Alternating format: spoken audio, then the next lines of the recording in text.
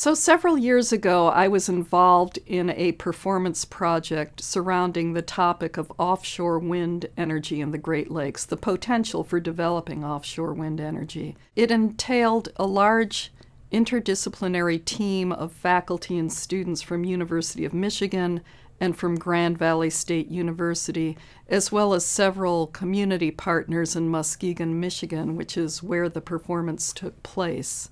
The performance was initiated with a question a colleague of mine posed, Sarah Adlerstein, an ecologist here at University of Michigan. She knew that people found wind turbines in the landscape to be very ugly, and her question was, what makes a beautiful landscape?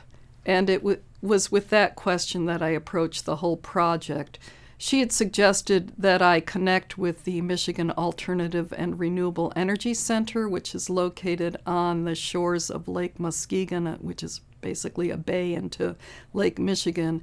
And so I got in my car one day and drove across the state and went to the Energy Center and began to scope it out. I listened to a lecture there that was being given that afternoon by a naval architect about the potential for putting turbines in the water and some of the challenges with ice flows, let alone the community reactions, because one of my interests in the project was the really contentious reactions people have had to putting wind turbines in the waters and disturbing the viewshed. So that's where the project began. When I began to research the site of the Michigan Alternative and Renewable Energy Center, which was also known as MERIC, I learned that it had been built upon the site of a former engine factory called Continental Motors.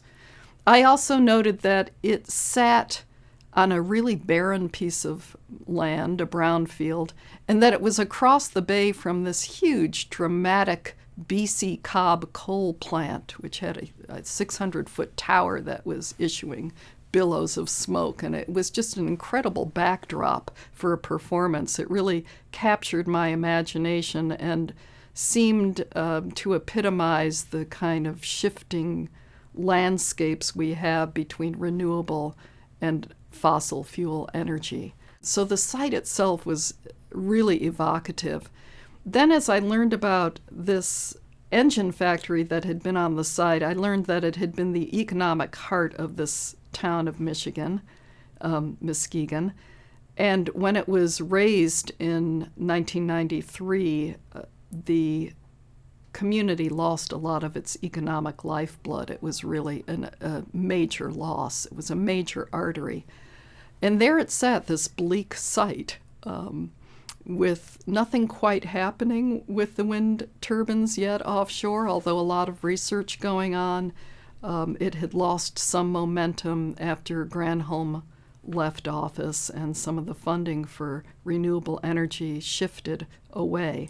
And that's where I began making that work. The performance itself involved about 6 to 10 dancers. There were 2 different dance projects going on, one with an alumna who worked at Grand Valley State University, Sean Bible. He worked with a group of Grand Valley dancers and created a work. And then I worked with 5 or 6 dancers and 3 musicians. And we created a work that began inside the building of Merrick and then moved through several acres of the site with the audience following along. One of the things I did early on was to track down some of the elderly former workers of the engine factory, Continental Motors. And the composer, David Biedenbender, and I recorded interviews with these men who spoke about their days in the factory and what it was to lose that livelihood and what it meant to the community to lose it, and how they might imagine a future for the community. So one of the ideas is to bring the community via the audience into the site, and almost like an architectural charrette, to imagine what that site could be. The performance took the audience through stories of the engine factory, right where the factory had been, and then moved along to the edge of the shore where the dancers stood on pedestals and were whipping fabric in the wind, a kind of image for me suggesting a graceful curve of wind turbines against the waters, a kind of symbol of that. Could we make that a beautiful sight? Was the idea. It was also integrated with poetry by a colleague, Keith Taylor, and the music also included sonifications of wind speed and wind direction. There were a lot of different ideas that were blended into this multidisciplinary performance. Two of the collaborators, Sarah Mills, who works in public policy and urban planning, as well as Eric Nordman, who was at Grand Valley State University, still is, as a biologist. He had conducted many surveys of people in West Michigan about their feelings about wind turbines and renewable energy. They ran the kind of Q&A that followed the performances.